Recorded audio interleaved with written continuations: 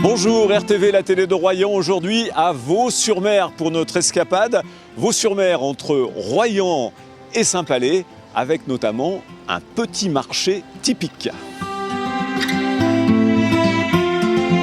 Un marché avec une dizaine de commerçants, des producteurs locaux. Alors vous venez d'où par exemple? De l'Aiguille-sur-Seudre. C'est un marché sympathique, à petite échelle comme ça. Voilà, on est tous bien, il y a de tout, vous trouvez de tout.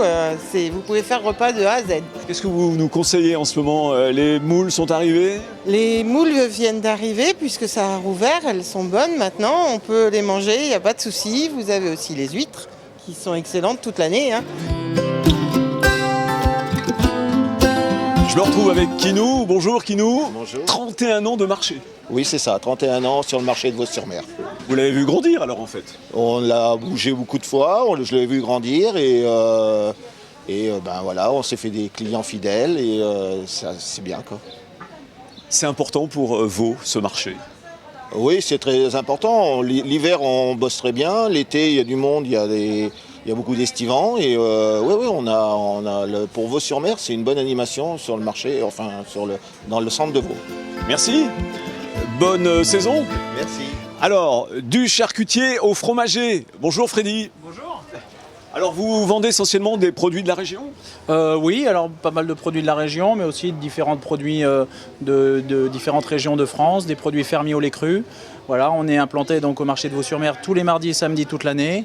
On est là aussi juillet et août. On fait des marchés aussi dans le pays royannais, notamment la Palmyre, mercredi et dimanche. Voilà, c'est un marché avec une clientèle très fidèle, une clientèle qui est à la recherche de produits de qualité. Poursuite de notre escapade à Vaux-sur-Mer.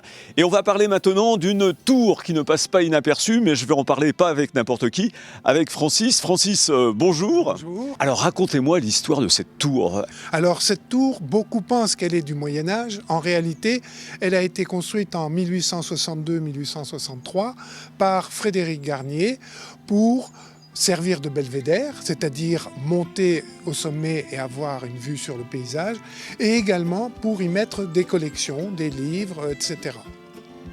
Alors elle n'est pas en très bon état, il faut le reconnaître. Oui, parce que à la fin de la guerre, lorsque Vaux-sur-Mer a été bombardé pour sa libération, le 14 et le 15 avril 1945, une bombe incendiaire est tombée exactement sur le sommet de la tour et a fait brûler tout l'intérieur. Et lorsque la propriétaire est entrée dans la tour après le bombardement, il n'y avait plus qu'un tas de gravats en bas. Tout avait brûlé.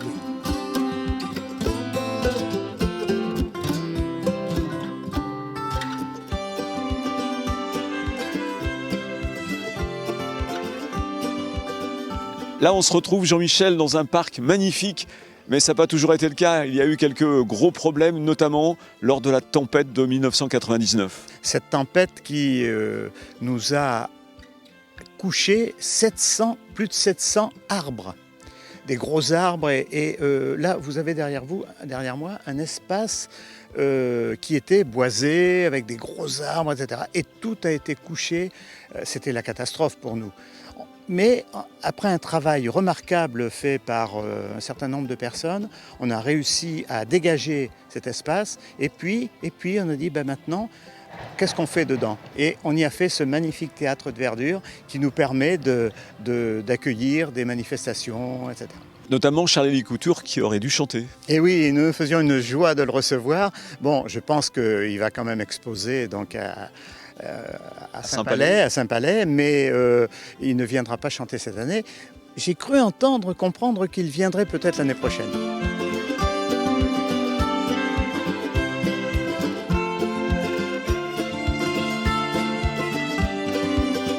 On termine cette escapade par la plage de Nozan, l'une des 4 plages de Vaux-sur-Mer. Alors à cheval, il faut le dire, sur Saint-Palais et Vaud. Et là, je vais retrouver quelqu'un qui ce samedi sera à Saint-Georges-de-Didonne pour une séance de dédicace. Pierre Bonte, bonjour. Bonjour Jean-Marie. Ça vous fait plaisir de retrouver la Charente-Maritime, j'ai l'impression. Ouais, tu sais bien que j'aime beaucoup ce coin et que tu m'as fait découvrir d'ailleurs en grande partie il y a quelques années, en particulier l'île d'Aix, bien sûr, et puis Talmont, enfin, etc. Et aujourd'hui, Vaux-sur-Mer. Je crois avoir fait une émission Bonjour Monsieur le maire à Vaux-sur-Mer. Alors, il y a de ça quelques décennies, c'était dans les années 60 ou 70. Mais mes souvenirs sont vraiment lointains et là, je redécouvre Vaux-sur-Mer. Qu'est-ce que c'est beau!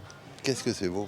Et là, Pierre, on est vraiment dans un lieu emblématique, la Maison Blanche, qui était un endroit en ruine et qui est devenu maintenant un endroit branché avec des gens très motivés qui ont fait vivre ce lieu et qui est très prisé pour bien manger et par les jeunes le soir. Mais maintenant, en ce moment, à cause des mesures et des barrières sanitaires, ils ne peuvent pas danser. C'est un petit peu dommage. Ouais. Moi, je danserai pas non plus. Hein, non, pas ce soir et plus à mon âge, hélas. Bon, en tout cas, demain, donc, présentation. Ce samedi, du livre Ces villages qu'on assassine. Qu'on assassine, que j'ai écrit avec une de tes anciennes consoeurs de TF1 qui s'appelle Céline Blancpain. Oui. Et voilà, c'est un cri d'amour en partie pour ces villages de France, ces 36 000 communes que j'ai sillonnées pendant tant d'années.